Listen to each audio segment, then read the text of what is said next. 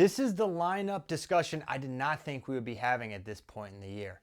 And it's Iowa's 184 pounds. Now, coming into the year, everyone knew, I thought, and believed, hey, Angelo Ferrari is very obviously going to be a ready-to-go year-one wrestler.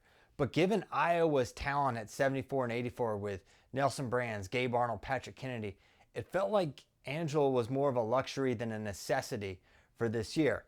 And so everyone assumed that we would probably see Angelo redshirt this year. And now that is still very much a possibility. He's able to wrestle in dual meets. He's able to compete several times before that red shirt is ultimately pulled. So no decision has been made yet. But Coach Brands was talking with the media prior to the Soldier Salute.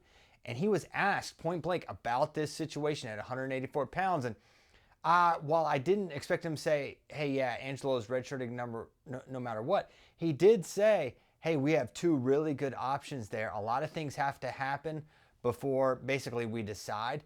But you would have to assume one of those things that would have to happen is Angelo beating Gabe Arnold in competition. And based on the seasons either have had, it's at best a toss-up for Gabe Arnold. And in my opinion, I think you lean towards Angelo Ferrari winning the Soldier Salute. Now, the bracket's out. They've already begun competition. And really, as you look at the bracket, there's no one that's going to stand in either of their way until those finals.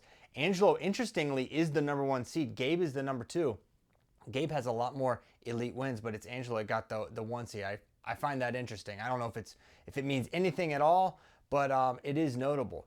But the question, use Angelo or not use Angelo, it feels a little different than in years past. In years past, conventional lineup wisdom, which is kind of what I was operating under, is, hey, you redshirt a guy if you have two really good options and then figure it out next year.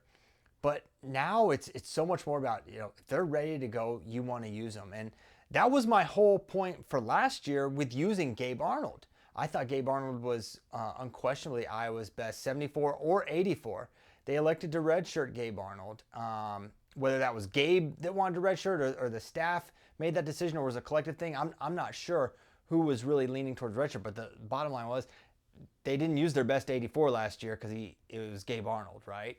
And so now that was with the idea in mind that, yeah, Gabe will redshirt last year, but he'll wrestle this year. Well, now we're at this year, and Gabe's had a couple close matches with unranked guys at 184 already. Angelo looked absolutely lights out against Evan Bachman. Now, Bachman's the best guy he's wrestled so far collegiately until he wrestles Gabe on Monday night at the Soldier Salute. But still, he looked so impressive doing that he was turning heads not just of Iowa fans, but around the country. Coaches are taking note that, hey, Angelo Ferrari is really good, and he's really, really good right now. So what are the steps involved for Angelo to wrestle? Well, it would seem like he would have to win at the Soldier Salute. And it feels like it needs to be definitive, right? Because if it's a close win for Angelo, maybe they still lean towards wrestling Gabe Arnold. And this is Iowa we're talking about, where they tend to redshirt their studs in year one. Spencer Lee's kind of one of the few examples of true freshmen they've wrestled right away. And then for Angelo, another reason I'm still thinking, hey, a redshirt is possible, if not likely, is look at the layout. And I don't know if Iowa thinks this way. I don't know if Angelo Ferrari thinks this way. Maybe it's just me and fans that are thinking this way. But Carter Starachi, Parker Kekheisen, and Dustin Plott all graduate this year. Next year, Angelo could wrestle as a redshirt freshman, and he would come in as a, in my opinion, a title contender, if not a title favorite. I think title favorite is not yet proven, but I think it's definitely a possibility that he could win next year. Whereas this year, as great as Angelo is, we're talking about Carter Starachi and Parker Kekheisen. Those are just really tall tasks. So if you're trying to maximize Angelo's career, it would seem like shelving him for a year and wrestle him next year still makes a lot of sense. But a year ago, Iowa was outside the top four, did not bring home a trophy. And I would not be surprised at all if Coach Brands and company said, we're wrestling our best lineup. We're going to put the best guy on the mat. And that is the key word. That is what Coach Brands said to the media last week. We're going to put the best guy on the mat. If Angelo wrestles at Soldier Salute, wins in convincing fashion, then maybe we have our answer, and Angelo Ferrari is going to be the starter at 184. I did not think this was a possibility this year. I even was on a podcast a couple weeks ago with the BEG wrestling crew, and they asked me, hey, these guys wrestle at Soldier Salute. I said, they probably won't even wrestle the match because it's going to be Gabe, and if Angelo wins, it creates kind of a thing, so they're not going to do it. Now I think they are going to wrestle, and I think the result will have a huge role potentially in who Iowa wrestles moving forward. I did not think that would be the case. Now, what is going on with 174 for Iowa? We thought we were going to get a lot of answers this weekend, and I don't think we're going to, because Patrick Kennedy's at the Soldier Salute, but Nelson Brands is not. Nelson and Coach Brands sort of alluded to, health things going on with maybe he and Ryder Block as to why they weren't wrestling. And we thought we were going to see Patrick and Nelson wrestle here, and then the winner here, very likely the favorite. Now Patrick Kennedy is in a field that's pretty limited. There's some good guys in there. He could hit Danny Wask of Navy, who's really tough.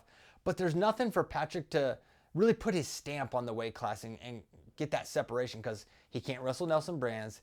Cade DeVos isn't here. I don't even think Sima from UNI is here. So the field does not allow Patrick the opportunity to really separate himself necessarily, unless he just comes through and texts everybody. And even still, I think with Nelson Brands, he's still going to have his say. So I don't know what's going to happen with 174. We're not going to leave the Soldier Salute with clarity in my mind. 141 for Iowa. No no Ryder Block. He's potentially injured as well. Coach Brands mentioned that. I still feel like he's going to be the guy for Iowa at 141. And then Cale Peterson, not down at 125, wrestled at 133. So it feels like it's going to be Joey Cruz at 125 moving forward. So we're starting to get some clarity around the Iowa lineup. But just when you think you're starting to get clarity, there's a big match in the works at 184 between Angelo, Ferrari, and Gabe Arnold. And as a wrestling fan, I just want to see the match. I want to see, how does Gabe fare? And maybe people are counting Gabe out a little too soon. Maybe I'm counting him out too soon. I don't know. All I know is I really want to see this matchup. And I don't know if we're going to have, I thought coming out of Soldier Salute there would be no questions about 184. Now I think it's going to be the number one question heading into the new year. Who is going to be Iowa's 184? Gabe Arnold or Angelo Ferrari? What would you do if you were Coach Brands? How do you deal with this situation where you have so much talent? Who would you wrestle at 184? Do you think we're going to see the match at 184? I want to know how you think this 184 situation for Iowa is going to play out.